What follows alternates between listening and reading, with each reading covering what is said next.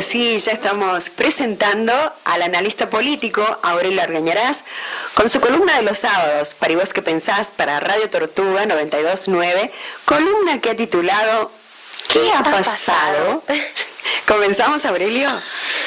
Bueno, yo creo que la clave no del conjunto de los votos, sino la clave del resultado electoral, de la derrota de los nacionales ante Milei, está relacionada con el temor al día después. Sí. Un día después que todo auguraba, en el caso de que Milei sufriese una derrota, sobre todo si era una derrota contundente, seria, que, digamos, la resultante iba a ser una situación de derrumbe del gobierno y de caos. Sí. Todo eso además potenciado por la intervención de Trump y del gobierno norteamericano, que además le había puesto a eso palabras, porque había dicho, si Milei pierde las elecciones no vamos a gastar un peso y no vamos a perder el tiempo. Quedó bien claro eso, sí. Absolutamente. Sí. La intervención norteamericana hoy por hoy es descarada. Ayer escuchaba al embajador Lamelas ser absolutamente explícito en relación a su voluntad, que es la voluntad del gobierno norteamericano, de poner en línea a los gobernadores de la Argentina. Sí. O sea, intervenir abiertamente en la política federal argentina, porque pareciera ser que una preocupación del gobierno norteamericano es que por su estructura federal la Argentina le otorga un margen de autonomía a los gobiernos provinciales que, claro, por ejemplo, no tienen países como Chile, por nombrar algunos nada más. Y eso dificulta la regimentación del país bajo un dictador norteamericano. Creo que esa es la clave, pero que la clave a su vez tiene algunos elementos que no son nuevos, que forman parte de la realidad permanente de la Argentina, y otros que sí tienen algún grado de novedad. Los elementos permanentes a los cuales algunos hacen referencia como si fuesen la causa, son, por ejemplo, la existencia de una corriente de opinión antiperonista que es una constante de la Argentina. Algunos recordaban en estos días que la candidatura de Angelos a presidente de la República en 1989, digamos, en medio del cuadro de la hiperinflación que le había estallado al gobierno de Alfonsín y de un deterioro muy serio del poder radical, no obstante eso, cuando además no se sabía que Menem iba a hacer lo que después hizo, Angelos sacó el 38% de los votos. Claro, sí. Pero, y esa opinión tiene algunos asideros, digamos, en el último comicio, en el comicio del domingo pasado, o algunas referencias en datos, por ejemplo, que creo que para cualquier oyente van a ser significativos, como que en los countries del oeste de la ciudad de Córdoba, Milei sacó el 83%. O sea, esa población de clase media alta, de clase media acomodada, seguramente conformada por sectores que han tenido por distintas razones beneficios durante el ciclo de Milei. Por ejemplo, para que tratemos de entendernos, Es obvio que el actual régimen de alquileres de propiedades urbanas está relacionado con la filosofía impuesta por el gobierno de Milei. Uh-huh. Y eso ha llevado a los alquileres a términos que son muy atractivos para los que tienen inmuebles en oferta. La ciudad de Córdoba, por ejemplo, se puede llegar a encontrar uno con departamentos de 2 ambientes, de 2 dormitorios que pagan 700 o 750 mil pesos de alquiler mensual. Claro, sí. Entonces, hay una franja, no por supuesto el que tiene un departamentito en alquiler para ayudarle a la jubilación, pero hay una franja que no, obviamente es minoritaria, pero no son 1 o 2, de gente que tiene 10, 15, 20 propiedades en alquiler, que la está juntando con pala, que además tiene el incentivo de un dólar barato que hace barato ir al extranjero. 5 millones de argentinos han ido en lo que va del año al exterior. Sí, estaba viendo esa estadística, 5 millones de argentinos. Claro. Sí, sí. Esa gente, digamos, no se ha inclinado a votar por Milei por una suerte de desesperación de lo que puede venir el día después, sino porque quiere que esto continúe. Sí, por un beneficio propio. ¿Sí? Claro.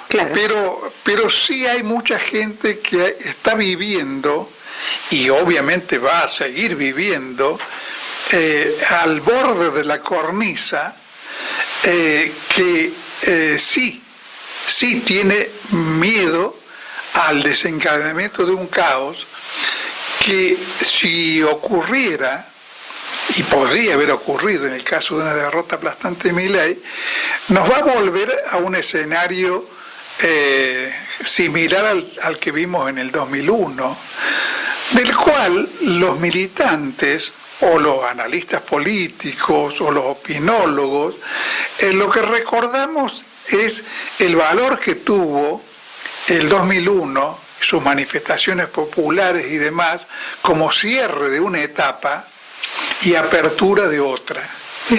Pero claro, esa visión que a los ojos nuestros, yo me incluyo, le otorga una especie de positividad a la crisis del 2001, no tiene nada que ver con la memoria que tiene gente que formó parte de los clubes de trueque, que no sabía a qué santo encomendarse, de gente que le costaba parar la olla, digamos, ¿no?, en la crisis del 2001.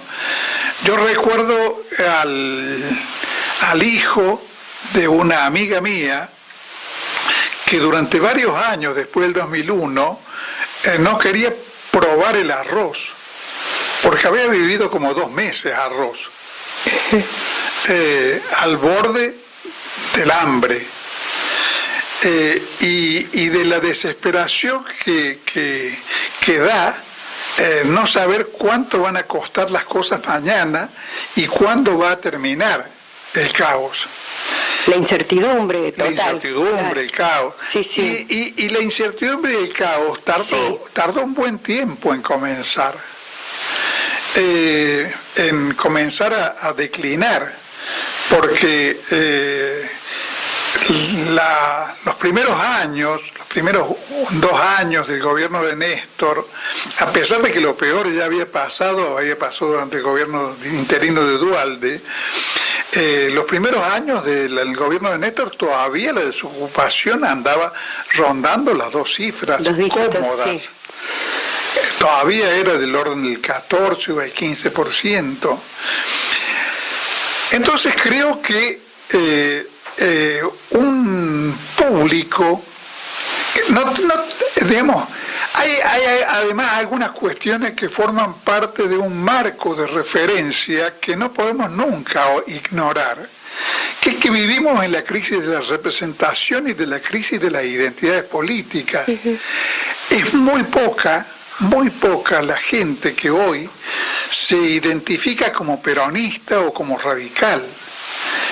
La mayoría de los ciudadanos, la mayoría del electorado, es un electorado flotante que va y viene según las corrientes y las circunstancias del momento, votando en algunos casos a Macri y en otros a Alberto Fernández.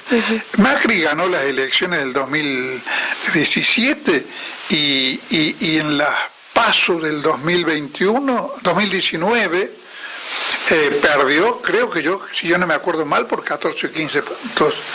Después logró recuperarse en las elecciones definitivas, y esa recuperación se atribuyó en ese momento, quizás con razón, a una reacción del antiperonismo. Pero evidentemente en ese marco la reacción del antiperonismo no alcanzó. Y Alberto Fernández ganó cómodamente las elecciones definitivas, a tal punto que no hubo balotaje. Entonces, ese fondo de despolitización general, de crisis de las identidades, no puede ser nunca desconocido. Además,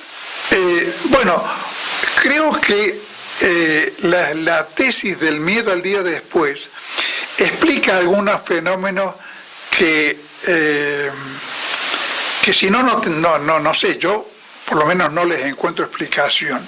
Uno de los fenómenos que se explicarían si nos atenemos a la fórmula del miedo al día después es por qué todas las encuestadoras se equivocaron. Desde hace un largo tiempo las encuestadoras venían registrando una decadencia de la aprobación y el apoyo a Milei y un crecimiento del rechazo. Algo que además se había acentuado a partir de casos como el tema de la estafa Libra, de Karina Coimera, y ni hablemos de Esper. Sí. A Esper lo sacaron de la cancha, obviamente porque temían ir lisa y llanamente a un desastre. Cosa que no influyó en el momento de votar para nada. Cosa que no ocurrió para nada. No tuvieron en cuenta quienes votaron por la libertad de avanzar, eso que ahora, vos acabas de ¿qué decir. significa que no ocurrió? Claro. ¿Cómo tendríamos que leer el hecho de que no ocurrió para nada? Claro. Como que a la gente no le importa lo de Esper. No se lo tomó en cuenta. O sea, prevalecieron otros... es que lógicamente, yo leí en estos días una frase, que me pareció muy elocuente para describir el contenido del miedo al día después, de un opinólogo que dice: si a vos te plantean la opción de morir hoy día o dentro de 3 meses, sí, dentro de 3 meses, indudablemente va a ser creo la que elección. elegirías morir dentro de 3 meses. Claro. Entonces, el voto de los que hayan votado por esa razón, que siempre hablaríamos de una fracción, Claro, del electorado. Sí, una fracción. Porque entre los 83% de los que votaron en los Cantos del Oeste, probablemente no haya gente que haya votado por miedo, sino por conformidad con un gobierno que evidentemente favorece sus intereses. Sí, ya hay un núcleo de 35% que votan a Milei. Claro, pero no sé si llega al 35%. Sí, bueno, según lo que yo había leído, que hablaban sobre un 30-35% que... Y puede ser, pero yo no creo que medir ese porcentaje es sumamente difícil. Claro, hoy todo se torna difícil, ¿no? Decir por qué se vota, decir cuál es el núcleo que tiene cada partido político. Claro, todo se va transformando en algo muy... En realidad los partidos políticos hoy por hoy en general no tienen núcleo. Claro, y el mileísmo no ha sustituido como identidad partidaria las identidades históricas que el país vivió, como era la identidad de ser radical, por ejemplo. El mineísmo, digamos, yo por lo menos estoy casi seguro de que es una corriente que no tiene asegurada la perdurabilidad de ningún modo. Y la identidad radical, una de las identidades fuertes de la historia argentina, que hoy ya no existe, se mide en el 3% que sacó Mestre en las elecciones de Córdoba. Ahí está, sí. Entonces, esas cosas no pueden ser ignoradas. Estamos en la crisis de la representatividad y en una situación en la cual el voto tiene la característica de ser muy volátil. Claro. Y sabes que hay algo que no entiendo, Aurelio, y si vos me lo respondes estaría increíble, que es que, como vos decís, hay un porcentaje de personas que claramente este gobierno los beneficia, que son personas del sector privado y demás, pero hay otro porcentaje de personas que yo conozco y tal que gozan de beneficios públicos, que cobran pensiones y aún así se embanderan con la libertad avanza como si fuera, no sé, algo fascinante y no lo entiendo.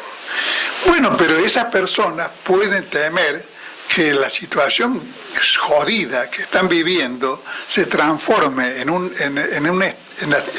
caso de estallido 2001. Directamente catastrófico. En un 2001, como lo... Porque no nos olvidemos de que siempre se puede estar peor. Sí, imagino que sí, pero... Siempre se puede estar peor. Y digamos, votar con la expectativa de salvarse de una catástrofe. Sí, entiendo eso, pero digo, otra cosa es embanderarte como fanático de... No, es que no hay embanderamiento, no, es que no existe tal embanderamiento.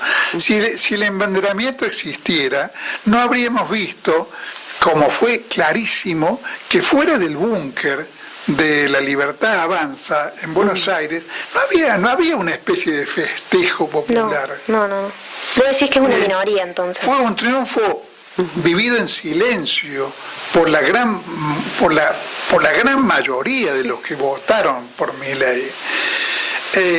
Lo que pasa es que me parece el público de él es más virtual, no es la calle. Sí, tal cual. Sí.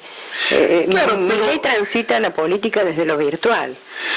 Yo creo que hay una especie de vergüenza también. Al mismo tiempo. Obviamente, el voto de Milei es un voto vergonzante.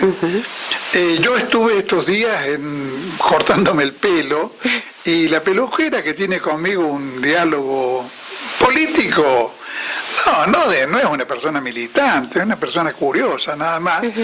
Me decía que ella había sido sorprendida por los resultados, porque durante todo el mes de octubre, los que entraban a la peluquería decían, yo no voy a votar por este loco. Claro. Y entonces, ¿quiénes votaron por el loco? Se repite lo de Menem, nadie lo votó. Se repite lo de Menem, exactamente, se repite lo de Menem que ganó las elecciones en el 95 para la reelección presidencial y nadie lo había votado. Nadie. Así fue. Bueno, Juli no, pero vos tenés edad como para acordarte igual que yo de esa situación. Hay un ingrediente de ese tipo, pero hay otros ingredientes que no podemos desarrollar acá, pero sí podemos mencionarlos, que estamos viviendo en un cuadro de una crisis civilizatoria. Claro, sí. Muchos opinólogos señalaban en los 2 meses previos a las elecciones, después de la irrupción de Trump en la arena política electoral, que la Argentina había sido siempre un país particularmente antinorteamericano. Y eso forma parte de una memoria colectiva que no se atreve a indagar de dónde proviene el sentimiento argentino anti-yanqui. Y mal que nos pese, el sentimiento anti-yanqui en la Argentina tiene su origen en las épocas de que la Argentina era una semicolonia británica. Desde ahí. Y entonces estaba lleno de pro-británicos acá que fundaban asociaciones anti-norteamericanas. Claro. Con la complacencia del Imperio Británico, por supuesto, porque el hecho de que sean en la política mundial socios Estados Unidos e Inglaterra no significa que no haya una rivalidad interimperialista entre ellos por quién es el amo de un país. Y Inglaterra peleó con uñas y dientes para no ser desplazada por los Estados Unidos en la Argentina. Pero además hay fenómenos que hablan de una